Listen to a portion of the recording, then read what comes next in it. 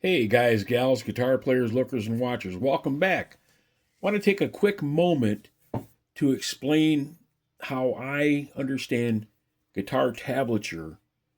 Um, I've been asked how to read it, especially the older crowd. Some of my older friends who are playing guitar and discovering new ways to understand and learn songs. Um, this is what they consider relatively new. It's been around since the late 70s. I understand that. Earliest form that I can remember seeing is like in the guitar player magazines back in the late 70s, early 80s. Uh, they were a wealth of information as far as learning how to play note for note guitar songs, right? And bass tablature come along, 12-string tablature. And I mean, now you have it banjo, mandolin, bass, cello, they all have a form of tablature instead of written sheet music. So this is how I understand it. If you're from my pencil, I made a pencil drawing here. If you're looking down on your neck, down from the sky, these are your strings. You're, from low to high, your E, A, D, G, B, E. That's your order of strings from low to high. Now, to play a basic E chord shape, we know how to fret it. We fret it on the A string second fret, D string second fret, G string first fret. But to see it in tablature form for an E chord, a full E major chord, cowboy chord, I call it, right, would be the zero indicates an open string. So it's open E, fretted at the second fret on your A, fretted at your second fret on your D, which that's 2, 2, 1, 0, 0. 0 open, second fret, first fret, open, open. That's your E chord. If you play it if you see them in a line like this, they're played together as a chord shape. Now, your E shape is 0, 2, 2, 1, 0, 0. Now, if you play them individually, pluck the strings 0, 2, 2, 1, 0, 0, you'll see them in a diagonal like this from low to high. And that's strumming down. It'd be strumming down. Do, do, do, do, do, do, do.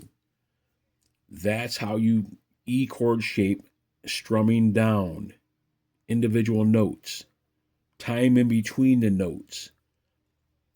This again over here, this is one quick boom, one strum, boom. This is a slow with timing in between, right? And there's more detail involved in how close in succession you play these notes. Uh, if you jump from note to note, there's different indicators in structured tablature, but this is a very basic way of how I understand it, and how I show people how I read it. This is an example of an A chord. Open, two, two, two, open. I don't play the top string, so I don't do any notation on there. Um, but that's how I understand how to play that.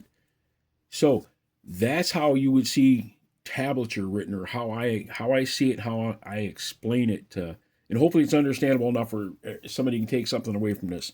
Now, to see a chord form um, in a different setting or illustration, if we look at forgive my artwork, I'm not a professional graphic art. I'm a pen and paper guy, right?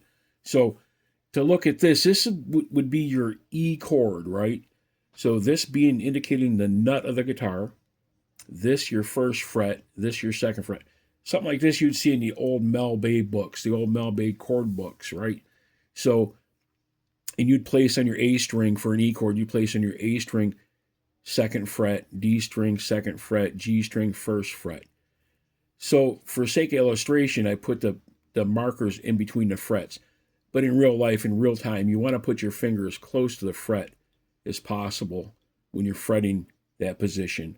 This is the space in between the frets. Like I said, this line indicates your first fret, second fret, third fret, and so on down towards the sound chamber, your pickups of your guitar. Um, but you want to put your finger as close to that fret as possible without buzzing it out, right? Because that gives you you use less effort. It gives you a truer sound. You tend not to pull the note out of tune. It's cleaner. It's a good practice to get in. So hopefully this explains and maybe helps out some people with understanding how guitar tablature is, at least how I read it and how I understand it. I'm pretty simple when it comes to stuff like that. So it there's some great tutorials and videos out there in written literature on how to read this. These squiggly lines here are just, I put these here just indicating different styles, right? So with that, guys, always remember music is medicine for the mind, body, and soul. Don't ever forget that, because someday the only relief we're going to have is in the shade of a tombstone. Please subscribe to my channel, like my videos, comment. I'm trying to build the channel to get the word out to other players, especially with dexterity issues, that you can still enjoy your guitar and still have dexterity issues in your hands, shoulders, elbows, joints. So thank you very much for all the support, and I'll see you face to video soon. Be safe.